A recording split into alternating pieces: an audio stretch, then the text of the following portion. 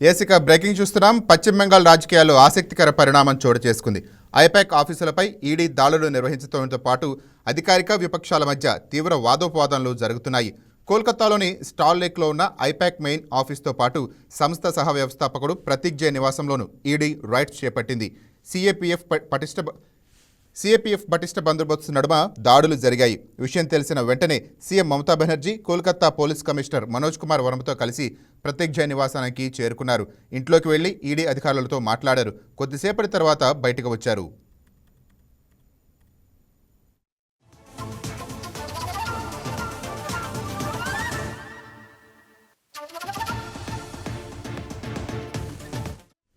తృణమూల్ కాంగ్రెస్కు సంబంధించిన పత్రాలు ఈడీ అధికారులు స్వాధీనం చేసుకోవడానికి ప్రయత్నించగా అడ్డుకున్నట్లు తెలిపారు. 2020 నుంచి ఐపాక్ సంస్థ తృణమూల్ కాంగ్రెస్కు ఎన్నికల వ్యూహకర్తగా పనిచేస్తోంది.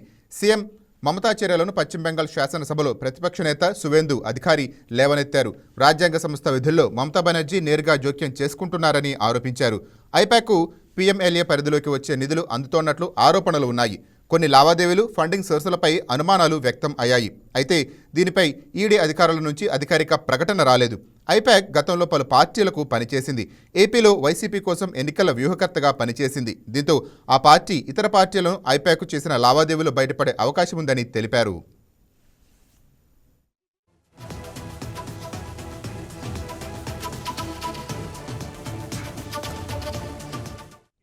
ఇక దీనిపై మరింత సమాచారం మా ఢిల్లీ కరస్పాండెంట్ నవీన్ అందిస్తారు. నవీన్, చెప్పండి, ఈడీ రైట్స్ పై అప్డేట్స్ ఏంటి?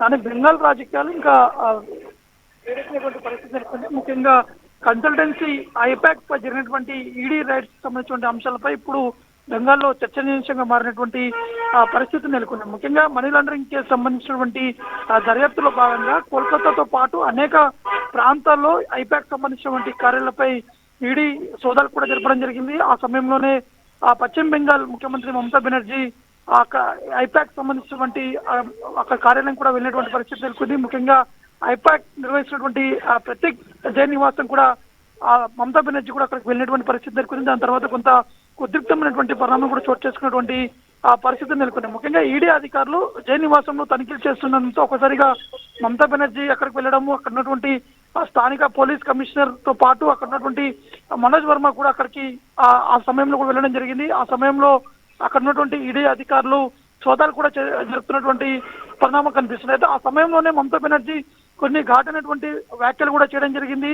ముఖ్యంగా ఈ సోదాలు రాజ్యాంగ విరుద్ధమని మమతా బెనర్జీ కూడా వారు మండిపడ్డారు. రాజకీయ కుట్రల్లో భాగంగానే ఈ యొక్క తనిఖీలు కూడా చేస్తున్నారని చెప్పేసి కూడా మమతా బెనర్జీ మీడియాతో మాట్లాడుతున్నటువంటి సందర్భాల్లో ఈ అంశాలపై స్పష్టం చేసినటువంటి పరిస్థితి నెలకొంది. ముఖ్యంగా ఆ పార్టీకి సంబంధించినటువంటి రాజకీయ వ్యూహం కావచ్చు, అభ్యర్థులకు సంబంధించినటువంటి జాబితా కావచ్చు, ఇంకా చాలా రహస్యమైనటువంటి సమాచారం అన్ని కూడా తెలుసుకునేందుకే ఈడీ అధికారులు ఈ విధంగా సోదాలు జరపడం ఇది సరికాదని చెప్పేసి కూడా మమతా బెనర్జీ కూడా వారు ఈ అంశాలపై కూడా వారు ప్రస్తావించినటువంటి పరిస్థితి నెలకొంది. అయితే ఈడీ దాడులకు కూడా సంబంధించినటువంటి అంశాలు ఈడీ కూడా వచ్చేప్పటి క్రితమే వారు స్పందించారు. ఆ కలకత్తా హైకోర్టు కూడా ఈడీ ఆశ్రయించినటువంటి పరిస్థితి నెలకొంది. ఈడీ సోదాలపై అభ్యంతరం వ్యక్తం చేస్తూ ఇప్పుడు సీఎం మమతా బెనర్జీ ప్రభుత్వం కూడా హైకోర్టులో పిటిషన్ కూడా దాఖలు చేసినటువంటి పరిస్థితి నెలకొంది. కాబట్టి ఈడీ దాఖలు చేసినటువంటి పిటిషన్ పై రేపు హైకోర్టులో కూడా విచారణ కూడా జరిగేటువంటి అవకాశాలు ఉన్నాయి. ఐపాక్ కార్యాలయంపై సోదాలు నిర్వహించి పలు పత్రాలతో పాటు హార్డ్ డిస్క్ స్వాధీనం చేసుకున్నామని చెప్పేసి ఈడీ అధికారులు కూడా ఇప్పటికే కొద్దిసేపు క్రితమే వెల్లడించినటువంటి పరిస్థితి నెలకొంది. కాబట్టి రేపు ఈ విచారణ జరగబోతుంది. కాబట్టి హైకోర్టు ఏం చెప్పబోతుంది అనేది కూడా వేచి చూడాల్సింది. Thank you Naveen.